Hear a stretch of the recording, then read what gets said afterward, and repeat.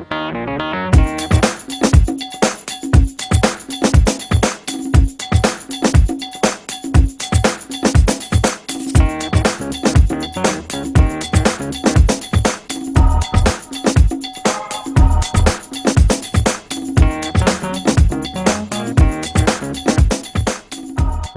vou me interessar mais por aquilo que ele não abordou e sinalizou que é importante ser abordado, que são as dimensões políticas.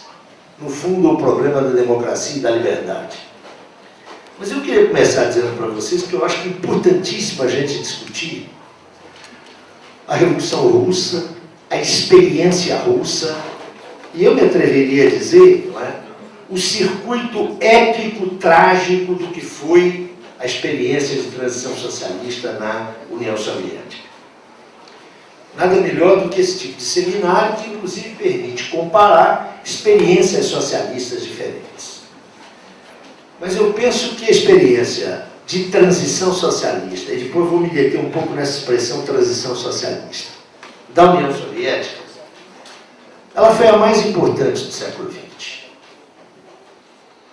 Está muito na moda a gente julgar na lata do lixo o que foi essa experiência, não é? O que eu já assisti de palestra, intervenção e já li, e vocês certamente têm essa experiência, é a experiência de que aquilo lá foi um grosseiro erro histórico que a gente tem que tratar de esquecer. Eu não comungo desse tipo de posição. A experiência de transição socialista na União Soviética foi absolutamente importante para a nossa sobrevivência. O papel da União Soviética na derrota do nazifascismo. Quem vê filme dos Estados Unidos na Guerra do Vietnã se espanta, né? Porque no cinema eles ganham todas, só perderam na realidade, né? Está em curso o apagamento da memória e da facticidade histórica na luta contra o nazifascismo. Os norte-americanos tiveram a Guerra do Pacífico. A abertura da Segunda Frente foi uma conquista da União Soviética. A guerra só gira de sentido depois de fevereiro de 1943, com a Batalha de Stalingrado. Não é por acaso que Stalingrado foi cantado em verso por Carlos Drummond de Andrade. Ali, a história universal parou no momento em que a humanidade dava o passo para mergulhar na barbárie. Isso não pode ser esquecido. Mas não foi só aí, não é?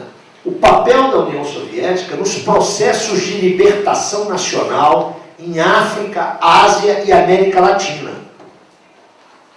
Vai ser discutida aqui Cuba, não é? A experiência cubana. A experiência cubana seria impensável sem a União Soviética.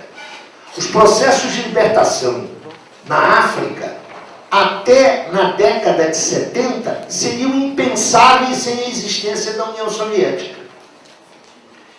E para ser curto e grosso, a dissolução da União Soviética, do ponto de vista das camadas trabalhadoras no mundo inteiro, foi uma tragédia.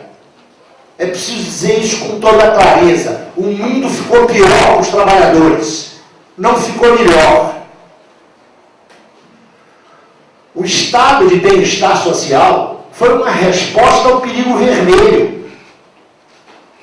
Não é casual que a sua dissolução corra para e passo à dissolução da União Soviética. O belicismo que recrudesce nos anos 90 e está aí nos ameaçando a todos, inclusive na América Latina, é um dos resultados do hegemonismo absoluto do centro imperialista que é constituído pelos Estados Unidos, que decidem quem é terrorista, onde devem intervir e não dão contas a ninguém. Isso é resultado também do fim daquilo que se odiava, a Guerra Fria. Para não falar na restauração do capital, né? Antes havia um lá. E eu quero discutir os aspectos políticos e não democráticos daquele lá. Mas existia uma sociedade alternativa. Havia um lá, hoje não há mais lá. E o imperialismo, com sua nova roupagem, mas a sua velha ferocidade, age sem ter limites.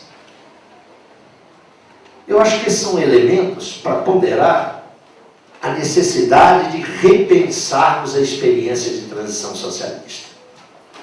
Mas eu queria dizer uma coisa aqui que para mim é muito complicado falar sobre essa experiência. Porque eu fui solidário com ela. Eu sou solidário com ela. Né? Eu sou fruto daquele período que o professor Ângelo falou, que a União Soviética botava lá em cima Sputnik. Eu estava no ginásio, vocês não sabem o que isso representou. Depois a laica, foi só um cachorro, foi macaco. Depois a laica. Era um momento em que você podia olhar um outro mundo. Foi a primeira promessa, até porque a Comuna de Paris, como ele bem lembrou, durou 72 dias, foi a promessa de um outro mundo. Foi uma promessa incumprida. Nos interessa saber por que ela foi incumprida. O professor Ângelo citou muito bem o que foi em 1917. Fevereiro de 17, outubro de 17, pelo nosso calendário, novembro de 17, lembrou a Revolução de 1905. Não se pode entender o ano de 1917 na Rússia se a gente não levar em conta aquilo que o próprio Lenin chamava de ensaio geral, que foi a Revolução de 1905 a 1907. Agora, o que é curioso é que pouco mais de um mês depois da chegada do Partido Comunista, então chamado Partido Bolchevique, ao poder na Rússia, Gramsci, pouco mais de um mês, no dia 24 de dezembro de 17, ele escreveu um artigo com o seguinte título: A Revolução contra o Capital. Contra o capital, note, não é o capital enquanto sujeito econômico, mas o capital, o livro do Marx. O que o Gramsci dizia? Olha, essa revolução que ele saudava, foi feita contra o capital. Gramsci tinha toda a razão. Lembre-se das considerações do professor Ângelo sobre essa época.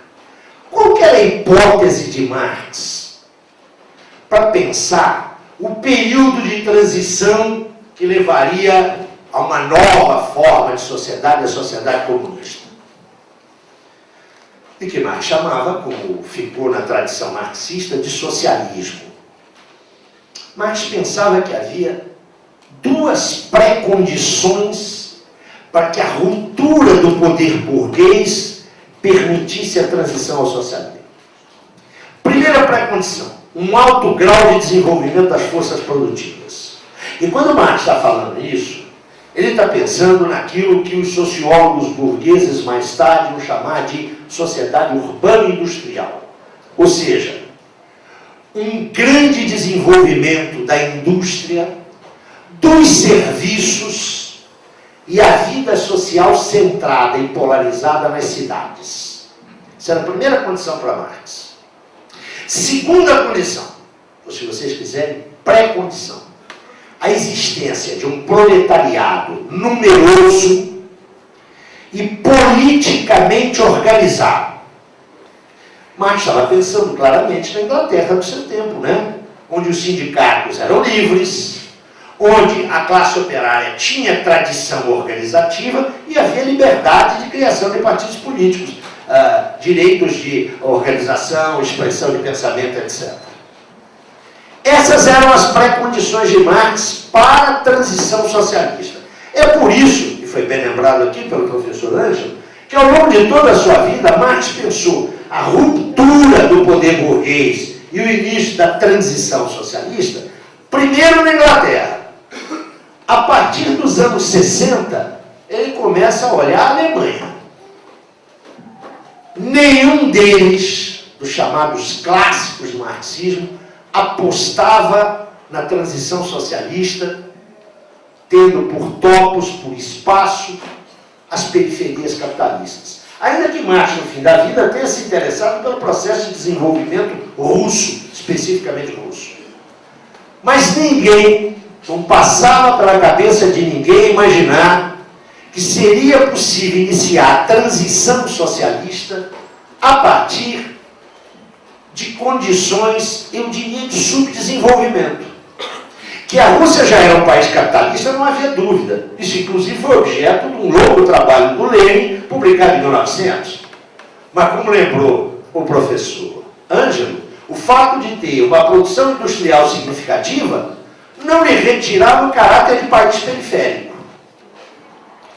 Por isso mesmo, Lenin, que é uma figura central no processo revolucionário russo, não é a única, atenção, não é a única, e a gente tem que dizer isso porque o stalinismo, e eu acho que a gente vai ter que discutir isso, não é? O stalinismo santificou Lenin, não é? Criou aquela coisa horrorosa que é a múmia lá na Praça Vermelha. Quer dizer que isso é uma coisa horrorosa. Não é? Vocês sabem que Krupskaya, a mulher de Lenin, protestou contra isso. Lenin não queria criar nenhuma nova religião. Não é? E durante décadas, a fila, quando eu estive em Moscou algumas vezes, sempre recusei lá. Não é? Não é meu programa. Lenin morreu, pronto e acabou. Não é? O leninismo é uma criação stalinista. Vamos logo de cara dizer isso. Pois bem, como é que o Lenin entendia 1917? Lenin era claríssimo quanto a isso. Ele entendia 17 como ponto de quebra naquela corrente, no elo mais fraco da corrente imperialista. Mas ele entendia a Revolução Russa como ponto de união entre a Revolução Socialista no Ocidente, basicamente na Alemanha, e a Revolução Democrática no Oriente. Lenin não era um aventureiro. Se há um realpolitiker, era Lenin. Ele sabia o que estava fazendo, senhora. Nós aqui damos o primeiro passo. E com a nossa faísca, com a nossa isca, nós estimulamos a Revolução Democrática no Oriente e a Revolução Proletária na Europa Ocidental. E ele não ficou nas palavras e nos projetos. Enquanto ele esteve vivo, eu lhes recordo que ele morre em 1924, todo o peso da Terceira Internacional, a chamada Internacional Comunista, foi na Revolução Alemã, que aborta em 1923. Por outro lado, ele deu todo o apoio à Revolução Democrática no Oriente. É só lembrar o apoio que ele deu aos jovens do exército turco, comandados por Kemal Atatürk. Então, para Lenin, o futuro da Revolução Russa dependia dessas duas variáveis. Porque, como Marx e Engels, e como a maioria dos seus companheiros, ele só entendia a Revolução como um processo mundial. Isso não quer dizer que ela explodisse sincronicamente no mundo inteiro, isso é uma tolice. Mas ele estava convencido que a possibilidade de sobrevivência da transição socialista num só país era uma possibilidade remotíssima. Em alguns textos dele, ele levanta essa possibilidade, mas ele a vê como extremamente remota. Não é por acaso, e vocês devem ler o Testamento de Lenin, o chamado Testamento de Lenin, né? Na verdade é a carta que ele dirige ao Congresso que vai se realizar depois da morte dele. É uma carta patética. Patética. Né? É a carta da impotência. O cara que está vendo que a Revolução no Ocidente fracassa, a Revolução Democrática no Oriente não anda, e que o insulamento da experiência socialista vai se concretizar. E, portanto, as alternativas são as mais complicadas possíveis. É curioso lembrar, depois de mencionar o Testamento de Lenin e o artigo do Gramsci, um pequeno texto daquele que eu penso ser o maior filósofo marxista do século XX, que é o húngaro György Lukács, que você já sabe qual é. Num pequeno artigo da primavera de 1919, no auge da Guerra Civil, Lukács escreve que há uma possibilidade de a ditadura do proletariado transformar-se em uma ditadura sobre o proletariado. Com isso, o que eu quero dizer? Que vários revolucionários naquela época estavam tendo clareza dos riscos da empresa revolucionária dos bolcheviques. Foi muito bem lembrado aqui a Guerra Civil. Não se pode pensar a experiência de transição socialista na União Soviética sem considerar o duplo estado de guerra vivido, não é? 14, 18 e 18, 21. Perder essa perspectiva, eu achei muito engraçado que o Ângelo falou em bagunça. Pode parecer desagradável isso, mas era o que de fato foi vivido durante 3 anos. Não é como ter planejamento central. Né? Você pode ter poder central. Você não tem nem planejamento nem intervenção quando uma cidade, a cada 24 horas, cai nas mãos de um dos lados. É isso que vai explicar o fenômeno que eu penso ter sido decisivo do ponto de vista político para a experiência da transição socialista. O proletariado foi a grande vítima física da Guerra Civil. Na guerra, morreram proletários e morreram camponeses. Na Guerra Civil, o proletariado russo foi praticamente destruído. O que restou é, segundo os dados que o Deutscher fornece, 1/5 do proletariado existente em 1913. Esse é o corpo básico do Partido Bolchevique. A partir de 1923, começa um processo, eu vou falar sobre ele em seguida, que me parece a grande consequência da Guerra Civil e do insulamento, do isolamento da experiência soviética. A fusão do aparato partidário com o aparato governamental. Vamos ver se nós nos entendemos. Eu estou falando aqui em transição socialista. É mais ou menos aquilo que, em geral, os teóricos chamam de socialismo. Socialismo não é modo de produção. Atenção para isso. Modo de produção é modo de produção capitalista. O que virá depois, se vier nessa ótica, é o modo de produção comunista. Eu insisto em falar em período de transição socialista, porque é precisamente aquele período onde instituições da ordem do capital e da ordem burguesa ainda têm existência e emergem as novas instituições próprias daquilo que será uma sociedade sem classes. Portanto, sem antagonismos, sem classe e sem Estado. Mas, jovem, esse é um período que ninguém tem uma bolinha de cristal para dizer quanto vai durar. E mais, a tradição marxista não desenvolveu até hoje um conjunto seguro de pesquisas sobre a transição socialista. Nós não temos uma teoria da transição socialista. Nós temos estudos localizados. É preciso investir nisso, inclusive quando se fala desse socialismo que faliu, que fracassou nos anos 90. Ora, o que caracteriza, o que se pode afirmar com segurança que caracteriza essa transição socialista? O que caracteriza essa transição socialista é o que eu chamo, seguindo um italiano que já foi marxista e hoje está nas piores posições, eu me refiro a Umberto Cerroni, com quem eu tive aulas há muitos anos. Seguindo a Cerroni, trata-se de uma dupla socialização. Primeiro, socialização da economia.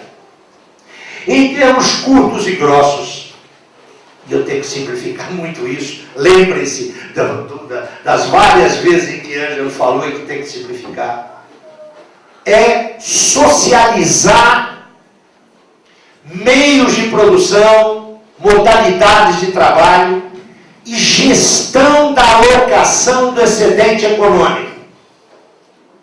Trata-se, portanto, de um processo extremamente complicado.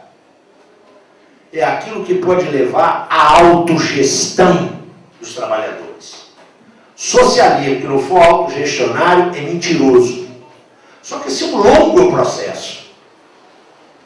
É de fato longo mesmo. Você tem que erradicar práticas que já estão incorporados.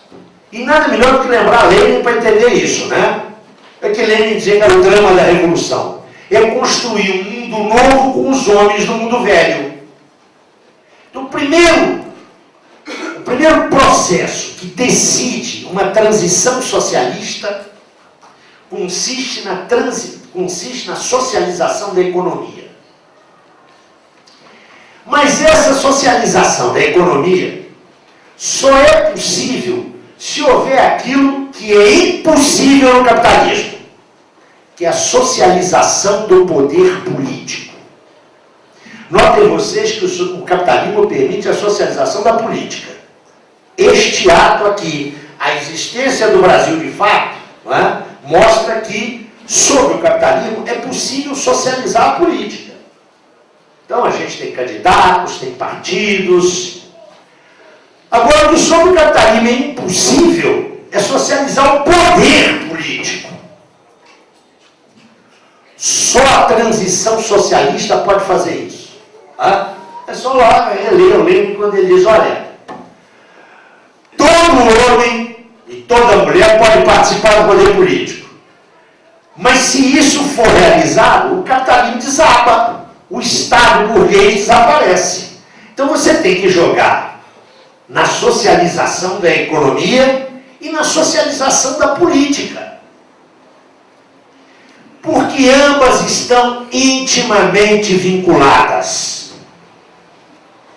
A socialização do poder político passa pelas etapas iniciais do processo de socialização da economia.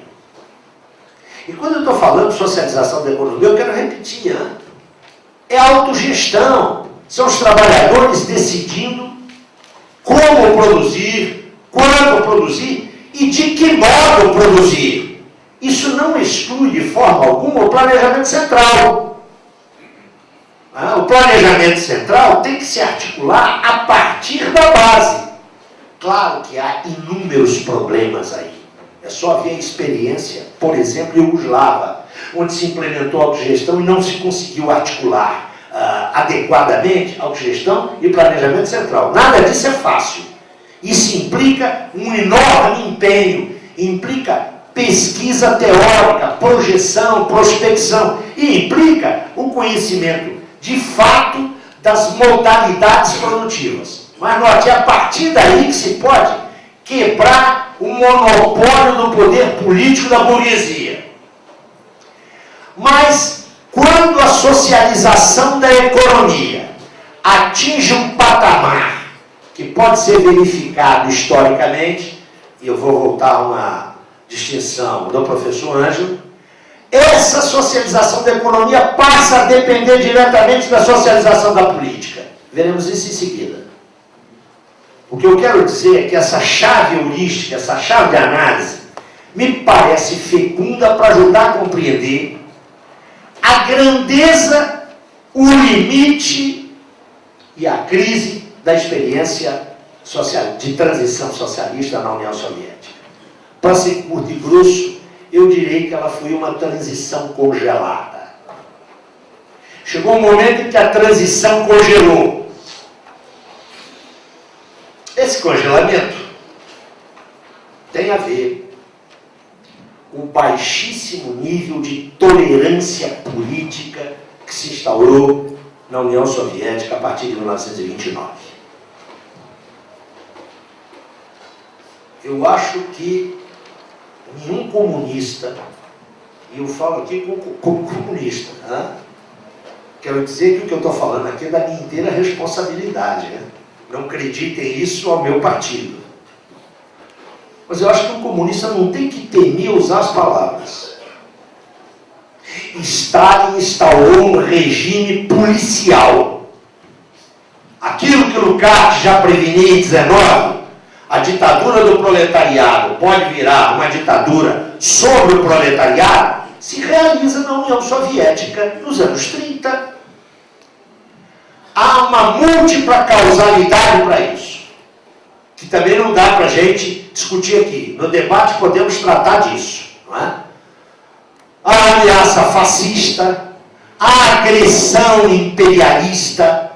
Não nos esqueçamos que na guerra civil, aquela que foi lembrada pelo professor Ângelo, houve a intervenção de 14 potências. Não foram russos contra russos só. Foram os russos, os vermelhos, que defendiam a soberania do seu Estado.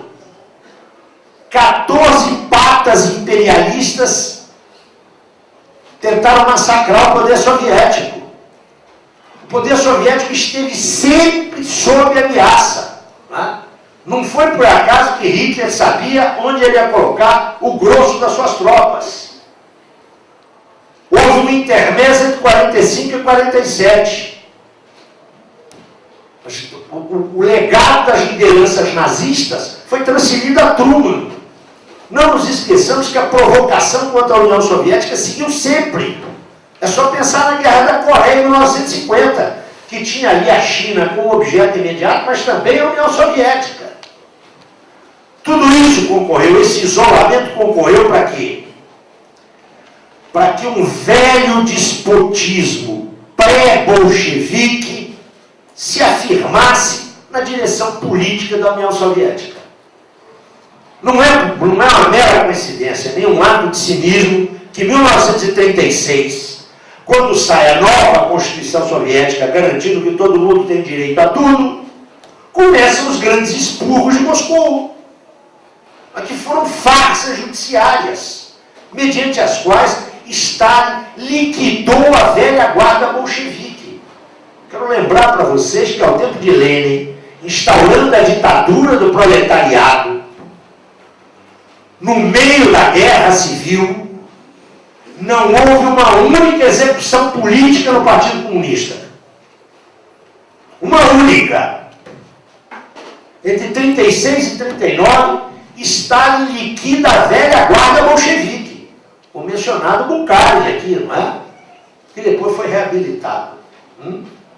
Bela sorte, né? Ser reabilitado 30 anos depois de morto. Agora, o Stalin não fez isso, companheiro, só com o Partido Russo, não. Isso vai explicar outros conflitos que vão surgir nos anos 60, 70 e 80. Ele mandou matar 70% da direção do partido polonês, que estava exilado em Moscou. A razia dele não foi só no Partido Russo. Isso tem que ser dito às claras. Não sei por que a gente tem que esconder isso. Eu me recordo, e tenho dois amigos que estão aqui, sentadinhos ali, que quando eu publiquei um livrinho que vendeu para burro sobre stalinismo, meu lado desse livro, eu era membro do Comitê Central do Partido Comunista Brasileiro. Lá eu digo que Stalin mandou matar Trotsky. Isso é um segredo de polichinelo, né? Ninguém sabia disso. Trotsky foi assassinado por um braço da polícia política de Stalin. Lá no nosso jornal, onde Sara Mello, a quem eu rendo homenagem aqui nessa noite, uma companheira que perdemos há poucos dias, Sara Mello pegava a correspondência que chegava no jornal e me mostrava, queriam a minha cabeça. Porque no ano da graça de 1985, eu disse, olha, Stalin mandou matar Trotsky. Nós não podemos conciliar com isso. Nós temos que dizer a verdade. Eu comecei a minha fala falando na saga épico-trágica da Revolução Russa. Tem tudo de épico, mas também tem tudo de trágico. Onde é que esse trágico vai se refletir? Na infeliz ideia que não se encontra em Marx, que foi uma contingência da Revolução Russa, atenção, uma contingência, e que depois foi universalizada como padrão e parâmetro, a fusão do partido único com o Estado. Na Rússia soviética isso se explica, porque todos os partidos se passaram para a contra-revolução, só ficou o partido bolchevique. E mais, a destruição do proletariado levou a que as expressões do proletariado se identificassem com o Estado soviético. Isso foi uma particularidade, uma peculiaridade da Revolução Bolchevique, dado o seu insulamento. Isso virou, com Stalin, peça de dogma. Só pode ter um partido, e mais, esse partido comanda o Estado. Eu vou ser muito curto. Quanto tempo eu tenho? Me diz aí, porque ainda tem. Só para vocês terem a implicação do que é essa fusão. O sujeito entra no partido voluntariamente. Ninguém é obrigado a entrar no partido. Então, uma resolução do partido é imperativa para o membro do partido. Agora, ninguém escolhe sobre qual Estado nasce. Se eu faço a fusão de partido com Estado, aquilo que é imperativo para o militante do partido passa a ser imperativo para o cidadão do Estado. E se você estudou lá, você deve se lembrar, como você já estudou nos anos 80, mas sábado comunista para ajudar o Vietnã. O cidadão que não era do partido, atenção, o cidadão que não era do partido, o partido era 10% da população, era obrigado a trabalhar para o Vietnã. O cara do partido sabia que estava fazendo isso, mas não o homem comum. Vocês podem imaginar o nível de conflitualidade na vida cotidiana que isso gera? Mas isso gera algo pior. Isso gera na base, e a base aí não é a base do partido, é a base da sociedade, gera a espera do comando do partido para se mobilizar para qualquer coisa. O que significa que a vida política só muda se o núcleo dirigente do partido muda. O partido, que é igual ao Estado, absorve o conjunto das iniciativas da sociedade. Eu talvez discordo um pouco, Ângelo, da ideia de que em 85 ninguém imaginava que aquilo ia cair. Eu te diria o seguinte, não imaginava a velocidade, o ritmo. Aí eu concordo com você. Porque se você estuda com cuidado o pós-guerra, você vai ver que fora da União Soviética haverá conflitos o tempo todo. 1953 em Berlim, 56 na Hungria e na Polônia. Depois ainda nos anos 60, na Tchecoslováquia. Depois de novo na Polônia. Caramba, o que é isso? O baixo nível de tolerância política. Trocando em miúdos o ar da democracia, qualquer que fosse ela, burguesa, proletária, era muito rarefeito. Onde é que a coisa vai explodir?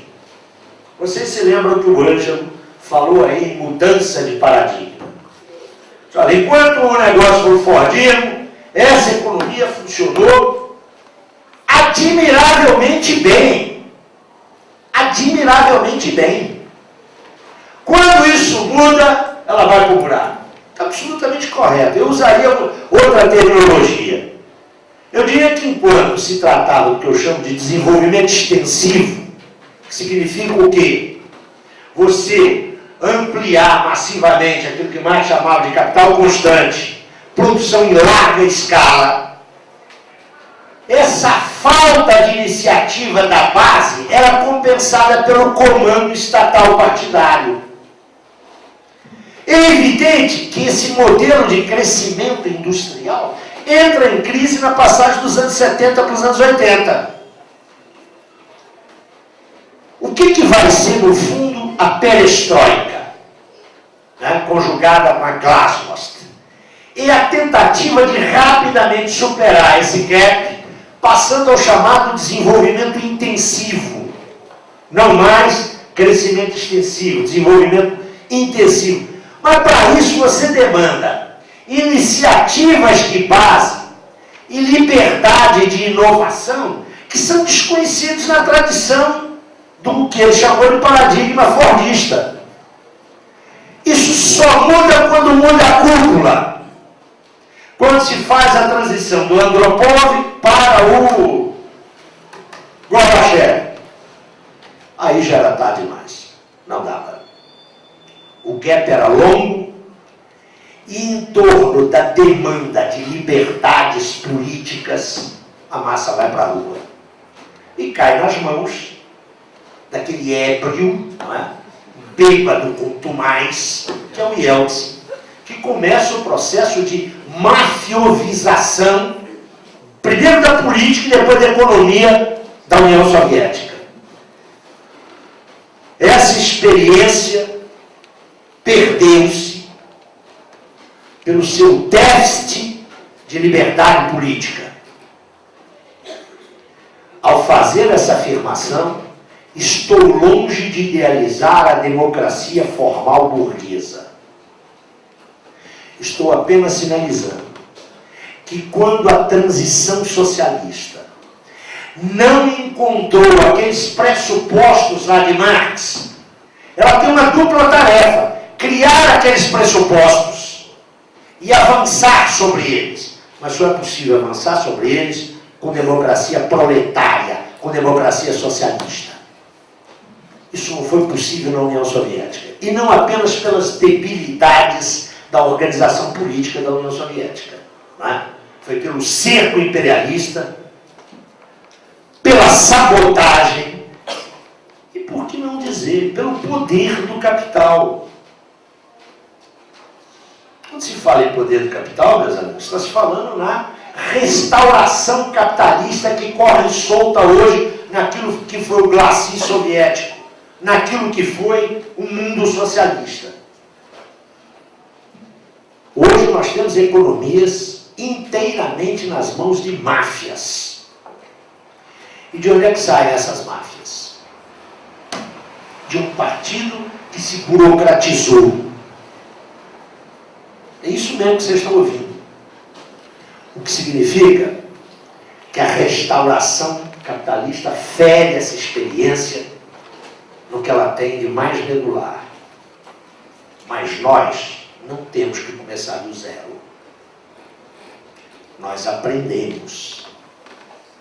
E só aprendemos se fizermos uma crítica tão profunda da experiência soviética que nos permita, como é o meu caso, dizer que a humanidade não perdeu tempo ali. Ela foi épica e trágica. Não construiremos nenhuma modalidade de transição socialista se não estudarmos a experiência soviética e, sobretudo, se não honrarmos o seu legado humanista. Eu queria lembrar, foi o professor que citou, o Bukhari. Vocês sabem que o Bukhari foi condenado e executado numa das purgas do período 36-39. Ele escreveu uma carta para a mulher dele. E pediu que ela decorasse a carta, porque a carta podia ser destruída. Nos anos 80, quando se faz a reabilitação de Bukhari, ela apresenta a carta. E há um momento em que Bukhari, finalizando a sua carta, onde ele se defende das acusações, que ele admitiu na farsa judiciária dos anos 30, Bukhari diz: camaradas, na bandeira vermelha que carregais há uma gota do meu sangue. Na bandeira vermelha do socialismo, que não está esgotado, que não está falido, porque é a única alternativa de sobrevivência da humanidade. Hoje se põe mais do que nunca a alternativa: ou socialismo ou barbárie. Professor Mesaros, que anda meio pessimista, diz: olha, se demorar muito vai ser socialismo ou barbárie se tivermos sorte. Mas, pois bem, nessa hora, onde é atual a alternativa, porque o capitalismo esgotou todas as suas potencialidades civilizatórias, nesse momento, aquela bandeira vermelha, que é a bandeira do socialismo, traz as gotas de sangue de milhões de homens e mulheres que que lutaram por um mundo melhor. E sem essa herança, nós não avançaremos um passo sequer. Muito obrigado.